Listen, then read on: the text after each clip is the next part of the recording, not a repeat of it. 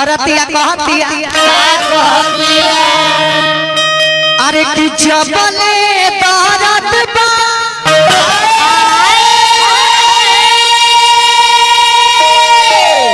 सुतिहा पाला के यारिया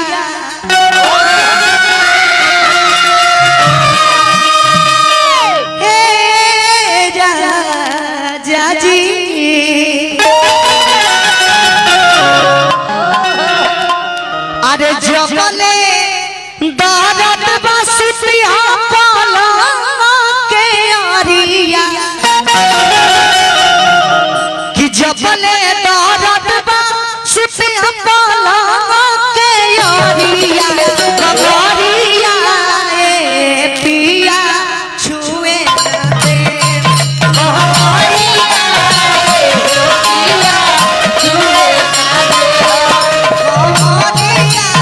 ए पिया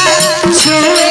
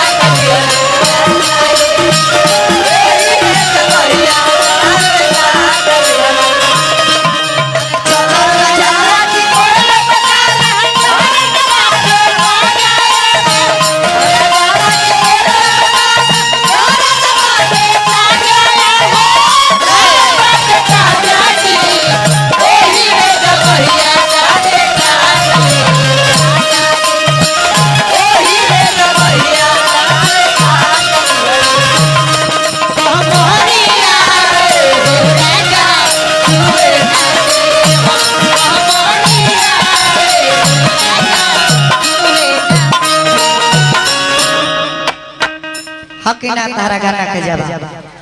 हम बकाई ना। अच्छा ये तो पति पत्नी के मैटर होता है। इहो तो पति पत्नी के मैटर होता है। अगर तू होगा कहां दिल टूटल कहां हम ऊपर धर के लहंगा फाड़ देनी हो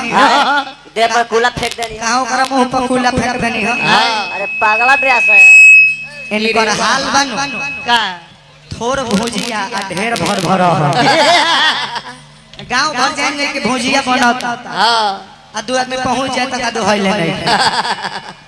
तो देखो जनवावा मत के हमरा घरे खाना बनता हां जनवावा जन के हमरा घरे खाना बनता हां एके बार खाना परोस अगर दो चार आदमी आ गए हां और अतिया कहतिया ए आज नाही मानव राजा कवनो साला हो आज नाही मानव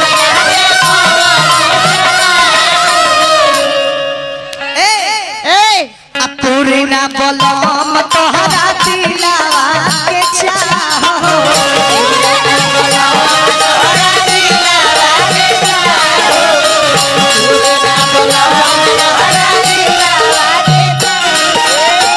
दूर रह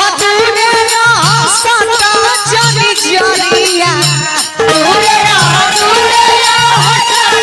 जनी जरिया दूर रह सदा जनी